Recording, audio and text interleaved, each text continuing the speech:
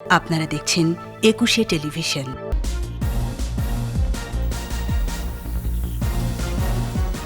Corona নিয়ন্ত্রণে 18 দফা নির্দেশনা, জনসমাগম সীমিত, গণপরিবহনে 50% যাত্রী। একদিনে সর্বোচ্চ শনাক্ত 5181, আরও 45 মৃত্যু, টিকা পরিকল্পনায় পরিবর্তনের আভাস। বায়তুল মোকাররমে হেফাজতের তাণ্ডবের ঘটনায় মামলা, ব্রাহ্মণবাড়িয়ায় পরিস্থিতি স্বাভাবিক। সহিংসতার সামনে হেফাজত, নেপথ্যে জামায়াত, বলছে 14 দল। ষড়যন্ত্র মোকাবেলায় কঠোর হওয়ার আহ্বান।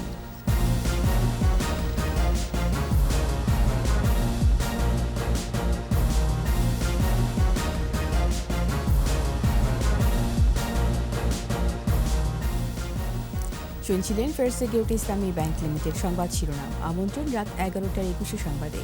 সাথে আছি রীতা চৌধুরী। দর্শক, 21 টেলিভিশনের সংবাদ একই সাথে সরাসরি দেখতে পাবেন আমাদের ফেসবুক পেজ www.facebook.com/2124 অনলাইনে। Mega spider ceiling fan, mega বাতাসে শান্তির পরশ। করোনা সংক্রমণ রেকর্ড বৃদ্ধির দিনে পরিস্থিতি নিয়ন্ত্রণে 18 দফা নির্দেশনা দিয়ে প্রজ্ঞাপন জারি করা হয়েছে। নির্দেশনা রয়েছে উচ্চ সংক্রমণ এলাকায় জনসমাগম নিষিদ্ধ, পর্যটন বিনোদন কেন্দ্রে সমাগম সীমিত করা অন্যতম। এছাড়াও গণপরিবহনে আসন ক্ষমতার অর্ধেক যাত্রী পরিবহন, মাস্ক না পরলে আইনানুগ ব্যবস্থা নেওয়া ও রাত 10টার পর বিনা প্রয়োজনে বাইরে না যাওয়ার কথা বলা হয়েছে। বিস্তারিত জানাচ্ছেন স্মৃতি মণ্ডল। করোনা সংক্রমণ আর মৃত্যু আবার বাড়তে থাকায় আগামী 2 সপ্তাহের জন্য সারা দেশে 18 দফা নির্দেশনা দিয়েছে সরকার। প্রধানমন্ত্রীর মুখ্য সচিব স্বাক্ষরিত প্রজ্ঞাপনে এসব নির্দেশনা দেয়া হয়। বাইরেকার যে স্ট্রেনটা একটু আমরা জানি ভয়াবহ এবং এটা খুব 70% দ্রুত ছড়াচ্ছে এবং আপনি আক্রান্ত হলে আপনার পরিবারের বৃদ্ধ সদস্য আক্রান্ত হবে এবং তার ঝুঁকি আছে, তার জীবনের ঝুঁকি আছে। তো সেই কথা চিন্তা করে কিন্তু অপ্রয়োজনীয় ঘোরাফেরাটা আমাদেরকে সতর্ক হতে হবে। উচ্চ সংক্রমণ এলাকায় জনসমাগম নিষিদ্ধ, সামাজিক, রাজনৈতিক ও ধর্মীয় সমাবেশ সীমিত করতে হবে। সব উপাসনালয়ে স্বাস্থ্যবিধি নিশ্চিত করতে হবে।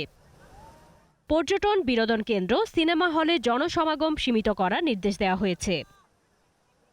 গণপরিবহনের স্বাস্থ্যবিধি মেনে ধারণ ক্ষমতার 50 ভাগের বেশি যাত্রী পরিবহন করা যাবে না। বেশি সংক্রমিত এলাকায় আন্তঃজেলা যান চলাচল সীমিত, প্রয়োজনে বন্ধ রাখতে হবে। বিদেশ থেকে আসা যাত্রীদের 14 দিনের প্রাতিষ্ঠানিক কোয়ারেন্টাইন নিশ্চিত করতে হবে। স্বাস্থ্যবিধি মেনে উন্মুক্ত স্থানে নিত্য প্রয়োজনীয় দ্রব্য সামগ্রী ক্রয় বিক্রয়ের ব্যবস্থা, স্বাস্থ্য সেবা প্রতিষ্ঠান ও শপিং মলে স্বাস্থ্যবিধি মেনে চলতে হবে। বন্ধ থাকবে সব শিক্ষা প্রতিষ্ঠান ও কোচিং সেন্টার। জরুরি প্রয়োজন ছাড়া রাত 10টার পর বাইরে বের হওয়া যাবে না। মাস্ক না পরলে বা স্বাস্থ্যবিধি লঙ্ঘন করলে আইনানুগ ব্যবস্থা নেয়ার নির্দেশ দেওয়া হয়েছে প্রজ্ঞাপনে। করোনা আক্রান্ত বা লক্ষণ দেখা দিলে আইসোলেশন ও কোয়ারেন্টাইন নিশ্চিতের ওপর জোর দেওয়া হয়েছে। জরুরি সেবায় নিয়োজিত প্রতিষ্ঠান ছাড়া সব সরকারি বেসরকারি প্রতিষ্ঠান, শিল্প কারখানা 50 ভাগ জনবল দ্বারা পরিচালনার নির্দেশনা এসেছে। সভা, সেমিনার, প্রশিক্ষণ কর্মশালা অনলাইনে করতে হবে। হোটেল রেস্তোরাঁয় 50 ভাগ লোক সমাগম, সশরীরে গণপরীক্ষার ক্ষেত্রে ও কর্মক্ষেত্রে মাস্ক এবং স্বাস্থ্যবিধি নিশ্চিত করার নির্দেশনা দেওয়া হয়েছে।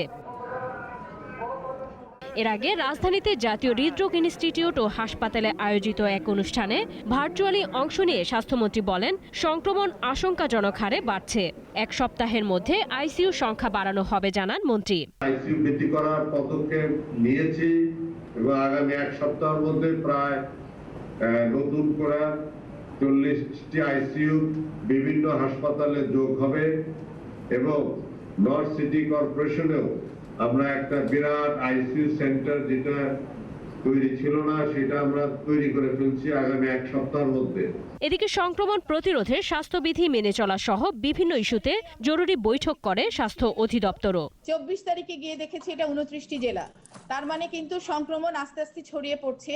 স্মৃতি মণ্ডল, 21 টেলিভিশন, ঢাকা। কোভিড-19 দেশে একদিনের সর্বোচ্চ শনাক্তের রেকর্ড। 28,195 জনের নমুনা পরীক্ষায় 5,181 জন শনাক্ত হয়েছে। শনাক্তের সংখ্যা 6 লাখ ছাড়িয়েছে।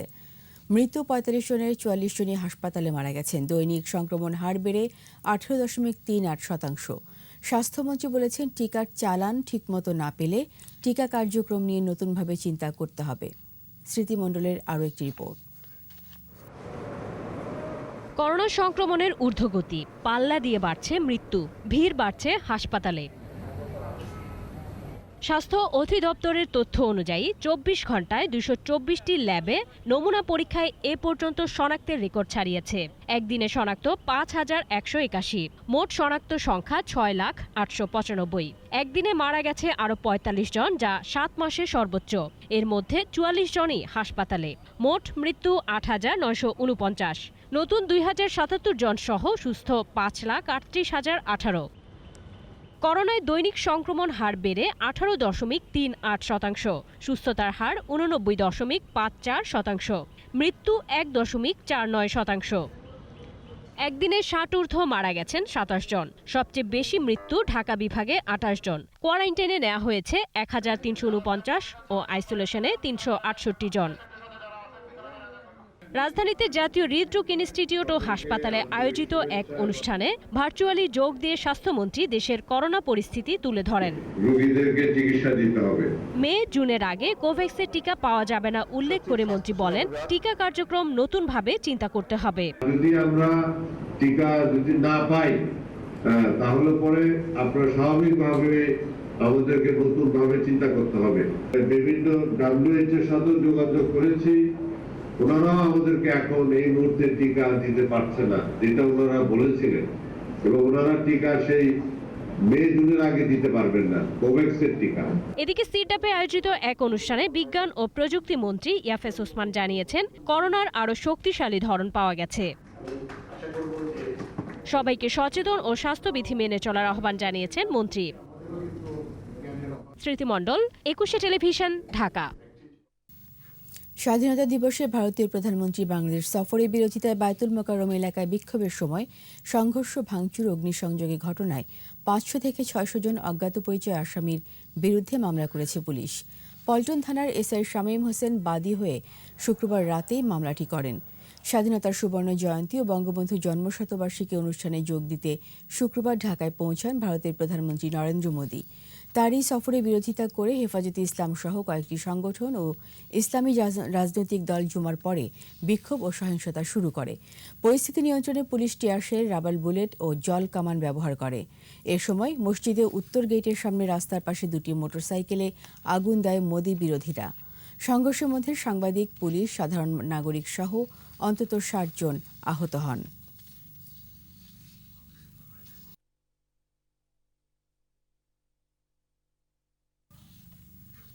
ব্রাহ্মণবাড়িয়ায় হেফাজতের তাণ্ডবের ঘটনা তদন্তে ৩ সদস্যের কমিটি গঠন করেছে পুলিশ। তাণ্ডবে ক্ষতিগ্রস্ত এলাকা পরিদর্শন করেন পুলিশের চট্টগ্রাম রেঞ্জের ডিআইজি আনোয়ার হোসেন। এদিকে রোববারে তাণ্ডবের পর ব্রাহ্মণবাড়িয়ায় পরিস্থিতি অনেকটা স্বাভাবিক হয়ে এসেছে। ব্রাহ্মণবাড়িয়ার প্রতিনিধি মীর শাহিনের রিপোর্ট, জানাচ্ছেন রত্না জামান। স্বাধীনতার সুবর্ণ জয়ন্তীর সময় হেফাজতে ইসলামের তাণ্ডবে ধ্বংসস্তূপে পরিণত হয়েছে ব্রাহ্মণবাড়িয়া। স্থানীয় ভূমি অফিসেও ব্যাপক ভাঙচুর ও অগ্নিসংযোগ করে হেফাজতের সদস্যরা। এছাড়া পৌরসভা, জেলা পরিষদ, রেল স্টেশন সহ বিভিন্ন সরকারি দপ্তরে ব্যাপক ভাঙচুর ও অগ্নিসংযোগের ফলে গুরুত্বপূর্ণ নথি ক্ষতিগ্রস্ত হওয়ার পাশাপাশি বিভিন্ন সরকারি ভবন ধ্বংসস্তূপে পরিণত হয়েছে। ক্ষতিগ্রস্ত হয়েছে বিভিন্ন সামাজিক ও সাংস্কৃতিক প্রতিষ্ঠান ও মন্দির। হেফাজতে ইসলামের নেতৃত্বে যে তাণ্ডব, এই শহর ছিল অরক্ষিত এবং এই ক্ষেত্রে আমাদের আইনশৃঙ্খলা বাহিনী, প্রশাসন একেবারেই ব্যর্থতার পরিচয় দিছে। পৌরসভার এসেট রেজিস্টার কিংবা আমাদের স্থাবর সম্পত্তি রেজিস্টার, আমাদের ফর্সার ডকুমেন্ট কিছুই নাই, মানে এ টু জেড সম্পূর্ণ পৌরসভা ধ্বংসস্তূপে পরিণত হয়েছে। রেহাই পায়নি ঐতিহ্যবাহী সুর সম্রাট ওস্তাদ আলাউদ্দিন সঙ্গীতাঙ্গনও। অনেক ধরনের যন্ত্রপাতি যেগুলো আমরা ছাত্রছাত্রীদেরকে প্রশিক্ষণ দিতাম, সেগুলো এখানে ধ্বংস করা হয়েছে। সংশ্লিষ্টরা জানালেন, ভয়াবহ হামলার পর প্রতিষ্ঠানগুলোতে কি পরিমাণ ক্ষয়ক্ষতি হয়েছে তা নিরূপণে কাজ চলছে। ঘটনাস্থল পরিদর্শনে আসা চট্টগ্রাম রেঞ্জের ডিআইজি জানান, হামলা ও ভাঙচুরের ঘটনায় তদন্তে গঠন করা হয়েছে ৩ সদস্যের কমিটি। তাদের ৭ কর্মদিবসে প্রতিবেদন দিতে হবে। এটা একেবারেই হৃদয় বিদারক আমাদের একটা থানা পুড়িয়ে দেওয়া হয়েছে, এখানে একটা একাডেমিকে পুড়িয়ে দেওয়া হয়েছে, আরও বিভিন্ন জায়গায় বিভিন্ন ধরনের ধ্বংসাত্মক কার্যকলাপ হয়েছে আমরা দেখছি, এবং প্রত্যেকটারই আইনগত ব্যবস্থা গ্রহণ প্রক্রিয়াধীন আছে। এদিকে হামলার ঘটনায় বিচার বিভাগীয় তদন্ত দাবি করেছেন স্থানীয় সংসদ সদস্য। কেন হামলা হলো, কারা হামলা করলো, এবং আইন শৃঙ্খলা রক্ষাকারী বাহিনী বা সরকারি প্রশাসন কেন তারা নিষ্ক্রিয় ছিল, নীরব ভূমিকা পালন করলো, কেন সদর থানা থেকে এই ধরনের মাইকিং হলো, তার একটা ব্যাখ্যা প্রয়োজন। তদন্ত সাপেক্ষে দোষীদের বিরুদ্ধে আইনগত ব্যবস্থা নেওয়া হবে এমনটা দাবি করছে সাধারণ মানুষ। রত্না জামান, একুশে টেলিভিশন। সাম্প্রদায়িকতার আশ্রয়ে হেফাজত হোক কিংবা হেফাজতের নেপথ্যে জামাত হোক, এই অপশক্তিকে ছাড় দেওয়ার সুযোগ নেই বলে উল্লেখ করেছেন 14 দল নেতারা। সম্প্রতি বঙ্গবন্ধু জন্মশতবার্ষিকী ও স্বাধীনতার সুবর্ণ জয়ন্তী ঘিরে চলা বিশৃঙ্খলার অপচেষ্টা সরকারের অর্জনকে প্রশ্নবিদ্ধ করার ষড়যন্ত্র বলেও মনে করেন জোট নেতারা। রিপোর্টে আরও জানাচ্ছেন আকবর হোসেন সুমন। বাঙালি জাতির ইতিহাস, জাতির পিতা বঙ্গবন্ধু শেখ মুজিবুর রহমানের জন্ম শতবার্ষিকী ও স্বাধীনতার সুবর্ণ জয়ন্তী উপলক্ষে ভার্চুয়াল মাধ্যমে কেন্দ্রীয় 14 দলের আলোচনা। অসাম্প্রদায়িক, গণতান্ত্রিক ও শোষণহীন রাষ্ট্র ব্যবস্থা গড়ে তুলতে বড় বাধা সাম্প্রদায়িক শক্তি। আলোচনায় এমন মত কেন্দ্রীয় নেতাদের। ওই পাকিস্তানি আর্মিরা যা করেছিল আজকে একই কায়দায় একই ভাবে করছে, একে বরদাস্ত করা যাবে না। সরকার যদি শক্ত না হয়, সরকার যদি সিদ্ধান্ত না নেয় কি করবেন? তাহলে আমরা শুধু শুধু চিৎকার করে কোনো লাভ নেই। বিএনপি বলছে যে হেফাজতের এই আন্দোলন যৌক্তিক, কিন্তু আমরা হরতালকে সমর্থন দিইনি। এই কথার মধ্য দিয়ে মুখ লুকিয়ে থাকার কোনো জায়গা নেই। ধর্মের নামে রাজনৈতিক স্বার্থে শিশুদের ব্যবহার আন্তর্জাতিক আইনে অপরাধ বলে মন্তব্য করেন ওয়ার্কার্স পার্টির সভাপতি রাশেদ খান মেনন। রাষ্ট্রকেই চ্যালেঞ্জ করে হেফাজতে ইসলাম দাঁড়িয়ে গেল তারা সেই পুরনো ভূমিকা নিয়ে। যখন ধর্মকে ব্যবহার করে তার রাজনৈতিক উদ্দেশ্যে মাদ্রাসার সেই কিশোর ছাত্রদেরকে, শিশু ছাত্রদেরকে পুলিশের বুলেটের সামনে বা পুলিশের কাঁদানে গ্যাসের সামনে ফেলে দেয়, সেটাই প্রমাণ করে তাদের রাজনৈতিক উদ্দেশ্যটা কি। রাজনীতির চলমান পরিস্থিতিতে সকলকে সতর্ক থাকতে বলেন এই বর্ষিয়ান আওয়ামী লীগ নেতা। রাজনীতিতে আপোষের কোনো পথ নাই। হেফাজত এর মধ্যে অধিকাংশই তো জামাতের লোক। আপনারা যদি দেখেন হিসাব করে যে মামুনুল হকের পিতা কে ছিলেন, সুতরাং আপোষ করে কোনোদিন লক্ষ্যে পৌঁছা যায় না। মোদি বিরোধী আন্দোলনের নেপথ্যে সরকারের অর্জনকে প্রশ্নবিদ্ধ করার ষড়যন্ত্র রয়েছে বলে মন্তব্য করেন 14 দলের সমন্বয়ক। আমি মনে করি যে মোদির স্লোগানটা এটা তারা একটা অস্ত্র হিসাবে ব্যবহার করার চেষ্টা করেছে। মূলত এটার আড়ালে তারা অপ্রকাশ্যভাবেই আমাদের এই দিবসগুলিকেই প্রশ্নবিদ্ধ করার চেষ্টা করেছেন। আজকে হেফাজতই হোক এবং হেফাজতের আড়ালে জামাত, শিবির বা পাকিস্তান বিরোধী শক্তি যারাই এই অপকর্মগুলি করছে না কেন, তারা কোনো বিচ্ছিন্ন শক্তি নয়, তারা সেই 71-এরই পরাজিত শক্তি। বিশৃঙ্খলা সৃষ্টিকারীদের দমনে আইনি ব্যবস্থা গ্রহণের তাগিদ আসে আলোচনায়। আকবর হোসেন সুমন, 21 টেলিভিশন, ঢাকা। নিচ্ছি প্রিমিয়ার ব্যাংক লিমিটেড সংবাদ বিরতি। নো মাস্ক নো সার্ভিস বিধি মেনে চলুন, সুস্থ থাকুন। যখন ফিরছি তখন অন্যান্য খবরের সঙ্গে আরও থাকবে। পালিত হচ্ছে পবিত্র শবে বারাত, ইবাদত বন্দেগীতে মশগুল ধর্মপ্রাণ মুসলমানরা।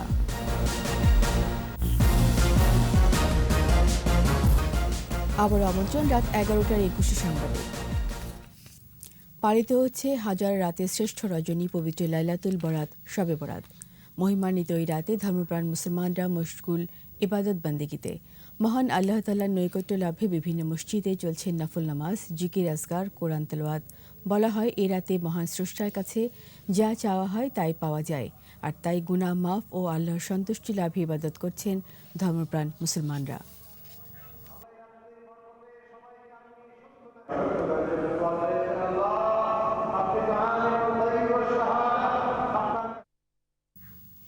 দেশের বিভিন্ন স্থানে উগ্র সাম্প্রদায়িক গোষ্ঠীর তাণ্ডব লীলায় যে বিএনপি জড়িত তা প্রমাণিত হয়েছে বলে মন্তব্য করেছেন আওয়ামী লীগের সাধারণ সম্পাদক ওবায়দুল কাদের।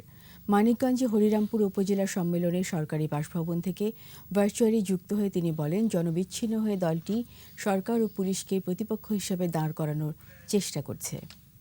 বিএনপি থলের বিড়াল অবশেষে বের হতে চলছে। প্রযুক্তি ব্যবহারের মাধ্যমে আইন প্রয়োগকারী সংস্থা গত 2-3 দিনের যে তাণ্ডব ঢাকা, ব্রাহ্মণবাড়িয়া, চট্টগ্রামে সংগঠিত হয়েছে, তাতে বিএনপির উস্কানি দানের তথ্য প্রমাণ পাওয়া গেছে। ভারতের প্রধানমন্ত্রী নরেন্দ্র মোদীর সফর বিরোধী হেফাজতে ইসলামের বিক্ষোভ নিয়ন্ত্রণে সরকারি অবস্থান কঠোর ছিল বলে দাবি করেছেন বিএনপির মহাসচিব মির্জা ফখরুল ইসলাম আলমগীর। জাতীয় প্রেস ক্লাবের সামনে ঢাকা মহানগর উত্তর ও দক্ষিণ বিএনপি আয়োজিত বিক্ষোভ সমাবেশে যোগ দেন তিনি। এ সময় নরেন্দ্র মোদীর সফর বিরোধী বিক্ষোভকে কেন্দ্র করে গত শুক্রবার হতাহতের ঘটনা ঘটে বলে দাবি করেন মির্জা ফখরুল। যে সরকার কোনোভাবেই ভারতের কাছে বা অন্যান্য দেশগুলোর কাছ থেকে আমাদের যে ন্যায্য দাবি সেই দাবিগুলো আদায় করে দিতে পারছে না। এই সরকারকে রেখে আমাদের জনগণের আশাকাঙ্ক্ষা বাংলাদেশের স্বাধীনতা আমরা রক্ষা করতে পারবো না। প্রধানমন্ত্রী শেখ হাসিনার নেতৃত্ব এখন সারা বিশ্বে আলাদা একটা অবস্থান ও গ্রহণযোগ্যতা তৈরি হয়েছে বলেছেন পররাষ্ট্রমন্ত্রী ডক্টর এ কে আব্দুল মোমেন। জাতীয় প্রেস ক্লাবে শেখ হাসিনার সরকার নামে বইয়ের মোড়ক উন্মোচন করে তিনি বলেন, বঙ্গবন্ধু একটি দেশ উপহার দিয়েছেন, আর এখন তারই সুযোগ্য কন্যা নিজের প্রতিটি মুহূর্ত ব্যয় করছেন বঙ্গবন্ধুর সোনার বাংলাদেশকে বাস্তবায়ন করতে। এমনকি বিশ্বের যে কোনো রাষ্ট্রনায়কের তুলনায় শেখ হাসিনার ব্যক্তিগত উৎসর্গ অনেক বেশি বলে মন্তব্য করেন পররাষ্ট্রমন্ত্রী।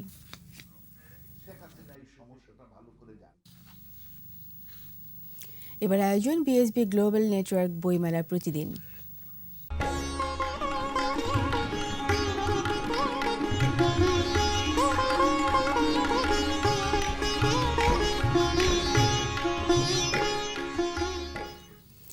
বারোতম দিনে এসেও জমে ওঠেনি অমর একুশে গ্রন্থমেলা। অনেকটাই ক্রেতাশূন্য মেলা প্রাঙ্গণ।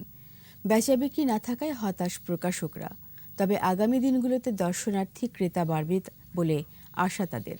মাহমুদ হাসানের রিপোর্ট। একে একে 12টি দিন পার করল অমর একুশে গ্রন্থমেলা। এই দিনে মেলার প্রায় প্রতিটি স্টলই ছিল ক্রেতাশূন্য। অনেক প্রকাশকই বিক্রি করতে পারেননি কোনো বই।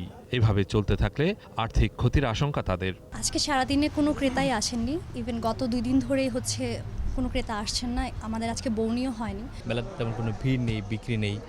এটা আসলে বইমেলার সাথে যায় না। ক্রেতা কম, দেখে বেশি, ঘুরে বেশি, সেলফি করে বেশি।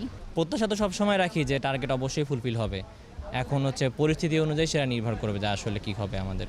তবে যে কজন পাঠক এসেছেন তারা সংগ্রহ করেছেন পছন্দের বই। বই তো কাগজের পৃষ্ঠা ছাপা দিলেই আর বই হয় না।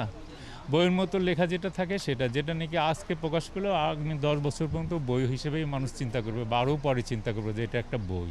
বাংলা একাডেমিতে আপনার বইয়ের যে হালনাগাদ প্রতিদিন জমায়ের আপডেট নাই। 12তম দিনে নতুন বই এসেছে 108টি।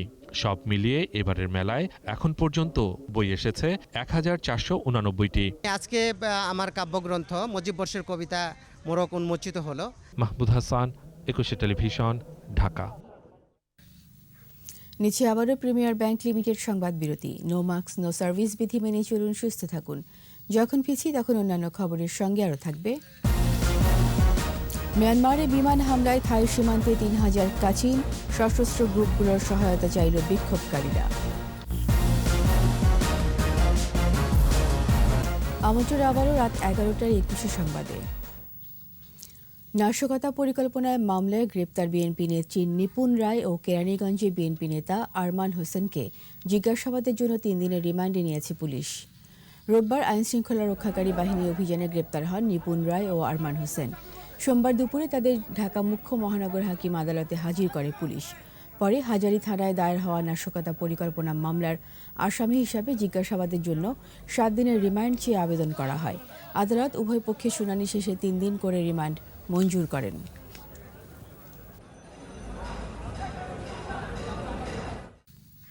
এবার ব্যবসা বাণিজ্যের খবর।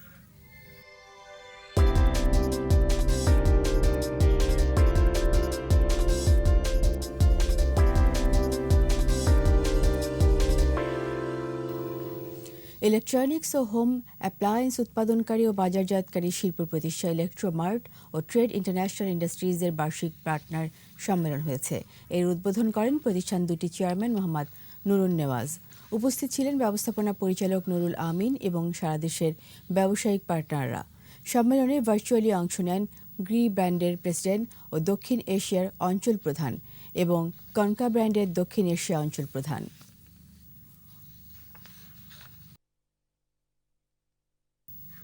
আর এরই সাথে শেষ করছি রাত 11টার 21 সংবাদ। যাবার আগে ফার্স্ট সিকিউরিটি ইসলামী ব্যাংক লিমিটেড সংবাদ শিরোনামগুলো আরও একবার। করোনা নিয়ন্ত্রণে 18 দফা নির্দেশনা, জনসমাগম সীমিত, গণপরিবহনে 50% যাত্রী। একদিনে সর্বোচ্চ শনাক্ত 5181, আরও 45 মৃত্যু, টিকা পরিকল্পনায় পরিবর্তনের আভাস। বায়তুল মোকাররমে হেফাজতে তাণ্ডবের ঘটনায় মামলা, ব্রাহ্মণবাড়িয়ায় পরিস্থিতি স্বাভাবিক। সহিংসতার সামনে হেফাজত, নেপথ্যে জামায়াত, বলছে 14 দল। ষড়যন্ত্র মোকাবেলায় কঠোর হওয়ার আহ্বান।